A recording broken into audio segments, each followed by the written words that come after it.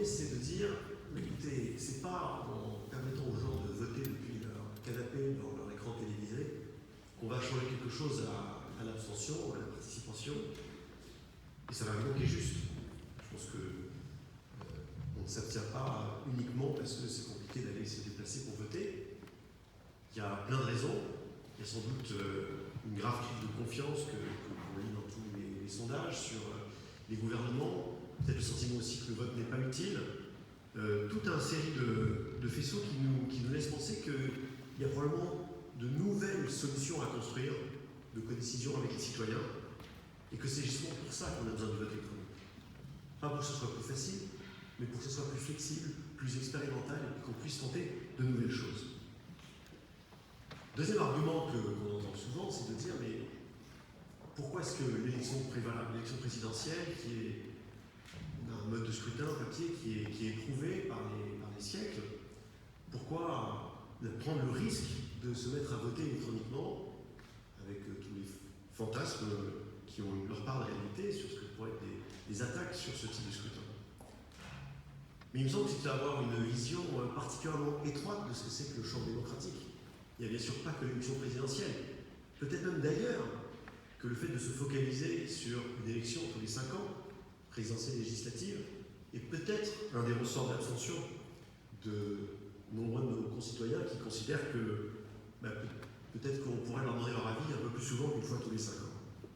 Il y a tout un espace démocratique qui s'ouvre, qui est beaucoup plus large, au niveau local, au niveau de citoyens qui veulent s'engager dans leurs institutions, et c'est précisément là que le vote électronique est utile et va permettre de développer de nouveaux moyens. Donc c'est la raison pour laquelle nous, je vais juste dire un petit mot sur qui on est, Electis. Pourquoi est-ce qu'on a créé avec mon cofondateur Franck Rodriga Electis? C'est parce que dans ce débat-là, il y a beaucoup de chercheurs, il y a quelques gouvernements qui commencent à travailler, mais ça ne peut pas être une affaire d'experts et de gouvernements.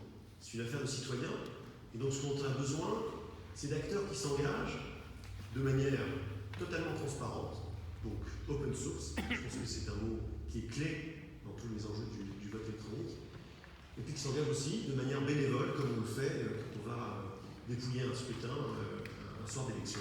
Donc on est une association un peu non lucrative parce que les modalités de vote sont évidemment l'affaire de tous. Il faut que ce soit le plus partagé possible. Donc nous on a réuni des chercheurs en France, aux États-Unis, en Estonie, en Suisse, qui avaient envie de se confronter à des acteurs pour qu'ensemble on développe des solutions pragmatiques. Alors le projet 30 ans 30 lois, c'est exactement le symbole de ce qu'on veut faire.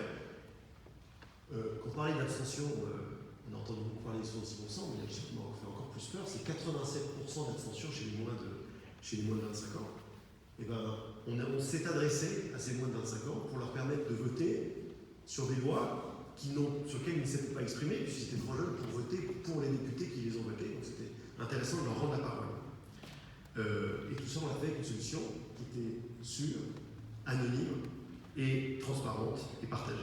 Donc le train est parti, je sens qu'on a un petit appel, le train est parti. Moi, ce que je voulais dire en conclusion, c'est qu'on ne peut pas continuer à vivre dans une démocratie où de moins en moins de Français se déplacent aux urnes, où il n'y a plus qu'un tiers des Français qui viennent voter aux élections régionales, où on a des représentants qui sont parfois élus par moins de 15% des inscrits, où on n'aurait même plus à trouver des gens pour dépouiller le dimanche soir, il faut payer des primes, les bureaux de vote ouvrent en retard, il faut être inventif, créatif, tout en gardant la sécurité et l'anonymat. C'est possible avec le vote électronique, et merci à nouveau qu'on ait pu conduire cette expérience ensemble.